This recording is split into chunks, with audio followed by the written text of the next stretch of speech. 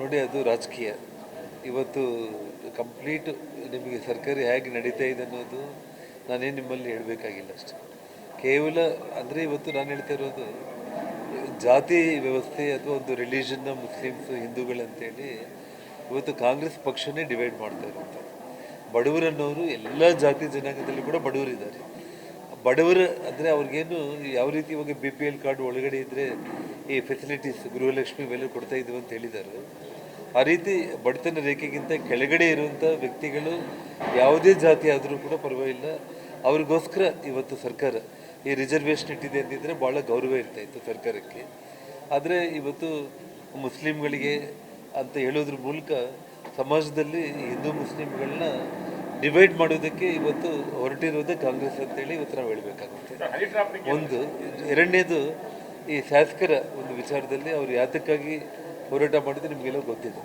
ಇವತ್ತು ಈ ರಿಸರ್ವೇಷನ್ ವಿಚಾರ ಆಗಿರ್ಬೋದು, ಅತಿ ಮುಖ್ಯವಾಗಿ ರಾಜ್ಯದ ಒಬ್ಬ ಪ್ರಭಾವಿ ಒಬ್ಬ ಕ್ಯಾಬಿನೆಟ್ ಮಿನಿಸ್ಟರ್ ರಾಜಣ್ಣ ಅವರು ಇವತ್ತು ಅಸೆಂಬ್ಲಿ ಸಾಕ್ಷಿಯಾಗಿ ಅಸೆಂಬ್ಲಿ ಒಳಗಡೆನೆ ಹನಿ ಟ್ರ್ಯಾಪ್ ಆಗಿದೆ ಮತ್ತು ನನ್ನ ಮಗನ ವಿಷಯದಲ್ಲಿ ಕೂಡ ಮಾಡಿದ್ದಾರೆ ಅಂತಂದರೆ ಇವತ್ತು ರಾಜಕಾರಣಿ ಇವತ್ತು ಯಾರು ಏನನ್ನೋದು ಮಾಧ್ಯಮಗಳಿಗೆ ಹೆಸರೆಲ್ಲ ಗೊತ್ತು. ಇನ್ವೆಸ್ಟಿಗೇಷನಲ್ಲಿ ಅವ್ರ ಹೆಸರು ಹೊರಗಡೆ ಬರಬೇಕು. ಇಡೀ ಕರ್ನಾಟಕ ರಾಜ್ಯದಲ್ಲಿ ಎಲ್ರಿಗೂ ಅವ್ರ ಹೆಸರು ಯಾರಂತ ಗೊತ್ತಾಗಿದೆ. ಆದರೆ ಇಲ್ಲಿ ವಿಷಯ ಏನಾಗಿದೆ ಅಂತಂದರೆ ಈ ರೀತಿ ಒಂದು ಕೆಟ್ಟ ರಾಜಕಾರಣಕ್ಕೆ ಕೈ ಹಾಕಿ ಇವತ್ತು 48 ಮಂದಿ ಶಾಸಕರನ್ನು ಹನಿ ಟ್ರ್ಯಾಪ್ ಮಾಡಿದ್ದಾರೆ ಅಂತಂದರೆ, ಮತ್ತು ಇವತ್ತು ಗೃಹ ಸಚಿವರದ್ದು ಪರಮೇಶ್ವರ್ ಅವ್ರದ್ದು ನಾನು ಪತ್ರಿಕೆ ಹೇಳಿಕೆ ಕೇಳಿದೆ, ನಾನು ಓದ್ತಾ ಬರ್ತಾ ಇದ್ದೆ. ಅವ್ರು ಹೇಳ್ತಾ ಇದ್ದಾರೆ ಸಂಖ್ಯೆ ಹೇಳಲಿಕ್ಕೆ ಸಾಧ್ಯನೇ ಇಲ್ಲ, ಅಂದರೆ ಅದು 48 ಅಥವಾ 108 ಅಥವಾ 28 ಅನ್ನೋದು ಈಗಾಗಲೇ ನಾನು ಹೇಳಲಿಕ್ಕೆ ಬರೋಲ್ಲ ಅಂತೇಳಿ ಹೇಳ್ತಾ ಇದ್ರು. ಒಟ್ಟಿಗೆ ಒಂದು ಸಂಖ್ಯೆ ಅಂತೂ ಇದೆ ಅನ್ನೋದನ್ನು ಗೃಹ ಸಚಿವರು ಕೂಡ ಇವತ್ತು ಅದನ್ನು ಒಪ್ಕೊಂಡಿರುವಂಥ ಒಂದು ಪರಿಸ್ಥಿತಿ. ಅದನ್ನು ತನಿಖೆ ಮಾಡ್ತೀವಿ ಅಂತ ಹೇಳ್ತಾ ಇದ್ದಾರೆ. ಇಂಥ ಒಂದು ಕೆಟ್ಟ ರಾಜಕಾರಣ ಇವತ್ತು ಇತಿಹಾಸದಲ್ಲೇ ನೋಡಿಲ್ಲ.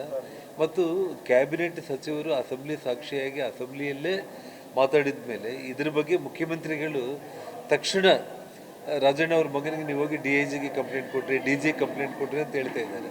ಅವ್ರು ಇಮ್ಮಿಡಿಯೇಟಾಗಿ ಒಂದು ಸ್ಪೆಷಲ್ ಇನ್ವೆಸ್ಟಿಗೇಷನ್ ಟೀಮ್ನ ಒಬ್ಬ ಹೈಕೋರ್ಟ್ ಜಡ್ಜು, ಸಿಟ್ಟಿಂಗ್ ಜಡ್ಜು ಅವ್ರ ನೇತೃತ್ವದಲ್ಲಿ ಆಗ್ತಾಯಿದ್ರ ಅಥವಾ CBIಗೆ ರೆಕಮೆಂಡ್ ಮಾಡೋದ ಅನ್ನೋದ್ರ ಬಗ್ಗೆ ಅವ್ರು ಮಾತಾಡಿಲ್ದಂಗೆ ಜಸ್ಟ್ ಅಂದರೆ ಅವರವರಲ್ಲೇ ಅಂದರೆ ಒಬ್ಬರನ್ನೊಬ್ಬರು ಮುಗಿಸ್ಕೊಳ್ಳೋದಕ್ಕೆ ಇದನ್ನು ಈ ರೀತಿ ಬಳಸ್ಕೊಂಡ್ಬಿಟ್ಟು ರಾಜಕೀಯ ಮಾಡ್ಕೊತಾ ಇದ್ದಾರೆ. ಬಟ್ ರಾಜ್ಯದ ಜನರಿಗೆ ನಿಜ ಈ ಹನಿ ಟ್ರ್ಯಾಪ್ ವಿಚಾರದಲ್ಲಿ ಈ ರಾಜ್ಯದ ಮುಖ್ಯಮಂತ್ರಿಗಳು ಸ್ಪಷ್ಟವಾಗಿ ಅವರ ನಿಲುವನ್ನು ಅವರು ಇದನ್ನು ಯಾವ ರೀತಿಯಲ್ಲಿ ಇದನ್ನು ಕೊನೆ ಮಾಡಬೇಕು, ಇದನ್ನು ತಪ್ಪಿತಸ್ಥರು ಯಾರಿದ್ದಾರೆ, ಇದರ ಕೈವಾಡ ಯಾರಿದೆ ಅನ್ನೋದನ್ನು ತಕ್ಷಣ ಇದು ಬಹಿರಂಗಪಡಿಸೋದಕ್ಕೆ ಅವರು ಇನ್ವೆಸ್ಟಿಗೇಷನ್ಗೆ ದೊಡ್ಡ ಮಟ್ಟದಲ್ಲಿ ಆರ್ಡರ್ ಮಾಡಬೇಕು ಹೇಳಿದ್ದಾರೆ. ಹೌದಾ? ನಾನು ವಿಷಯ ನಾನು ಒಂದು ಮಾತು ಹೇಳಿದೆ, ಅದಕ್ಕೆ ಗೃಹ ಮಂತ್ರಿಗಳು ನಂಬರು ಅವರು ಲೆಕ್ಕ ಏನೋ ದೊಡ್ಡದಾಗಿ ಸಿಕ್ಕಿದಂಗೆ ಇರಬೇಕು. ರಾಜಣ್ಣ ಅವರು 48 ಅಂತ ಹೇಳಿದರೆ ಮೋಸ್ಟ್ಲಿ ನಮ್ಮ ಗೃಹ ಸಚಿವರಿಗೆ ಇನ್ನೂ ಜಾಸ್ತಿ ಸಂಖ್ಯೆ ಇರ್ಬೋದು ಅಂತ ಇರಬೇಕು. ಅದರಲ್ಲಿ ಯಾರ್ಯಾರು ಇದ್ದಾರೆ ಅನ್ನೋದನ್ನು ನೋಡಬೇಕು. ವಿಚಾರದಲ್ಲಿ ಆ ಪ್ರಭಾವಿ ಸಚಿವ ಮೈಲಿ ಬರ್ತಾನೆ ಅಂತ ನಿಮ್ಗೆ ವಿಶ್ವಾಸ ಇದೆ? ಯಾಕಂದರೆ ಅವರು ಸಚಿವರ ಮೇಲೇ ಹನಿ ಟ್ರ್ಯಾಪ್ ಪ್ರಯೋಗ ಮಾಡಿರೋದು ಮತ್ತು ಅದೇ ಕ್ಯಾಬಿನೆಟಲ್ಲಿರ್ತಕ್ಕಂಥ ಸಚಿವರೇ ಮಾಡಿರ್ತಕ್ಕಂಥದ್ದು. ಹೀಗಾಗಿ ತಮ್ಮ ಲೋಪದೋಷಗಳನ್ನ ಮುಚ್ಚಿಟ್ಕೊಳ್ಳಿಕ್ಕೆ ಸರ್ಕಾರದವರು ಯತ್ನ ಮಾಡ್ತಾರೆ ಹೊರತು ಈ ಪ್ರಕರಣದಲ್ಲಿ ನೀವ್ಯಾಕೆ ಪ್ರಬಲವಾಗಿ ಹೋರಾಟ ಮಾಡ್ತಾರೆ? ನಮ್ಮ ಭಾರತೀಯ ಜನತಾ ಪಕ್ಷದ ನಾಯಕರ ಕಡೆಯಿಂದ ನಾವೆಲ್ಲರೂ ಕೂಡ ಅಧ್ಯಕ್ಷರು ವಿಜೇಂದ್ರ ಅವ್ರ ಜೊತೆಯಲ್ಲೂ ಮಾತಾಡಿಬಿಟ್ಟು ಏನಾದರೂ ಇದ್ರ ವಿಷಯದಲ್ಲಿ ಒಂದು ಪಬ್ಲಿಕ್ ಇಂಟ್ರೆಸ್ಟ್ ಲಿಟಿಗೇಷನ್ಗೆ ಅವಶ್ಯಕತೆ ಅಂದರೆ ಅವಕಾಶ ಇದೆ ಅನ್ನೋದನ್ನು ಕೂಡ ನಾವು ನೋಡ್ಬೋದು.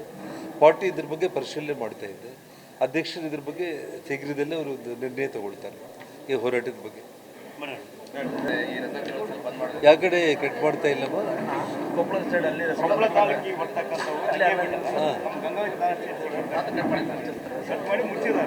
ಅದು ಭಾಳ ತಪ್ಪಾಗುತ್ತೆ. ಅದು ಮಾಡಿದರೆ ಅಲ್ಲಲ್ಲ, ಇವಾಗ ನಾನು ಮಾತಾಡ್ತೀನಿ DC AC ಹತ್ರ ಮಾತಾಡ್ತೀನಿ.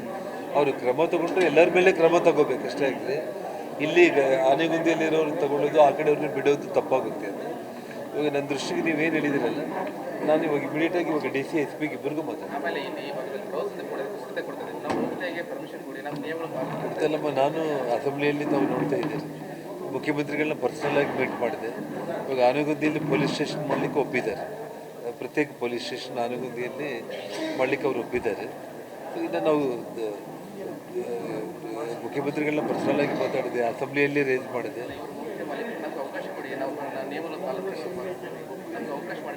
ಅದನ್ನು ನಾನು ಇವಾಗ ಡಿ ಸಿ ಎಸ್ ಪಿ ಹತ್ರ ಮಾತಾಡಿಬಿಟ್ಟು ವಿತಿನ್ 2 ಡೇಸಲ್ಲಿ ಅದನ್ನು ಶಾರ್ಟ್ ಔಟ್ ಮಾಡಿದ್ದೆ.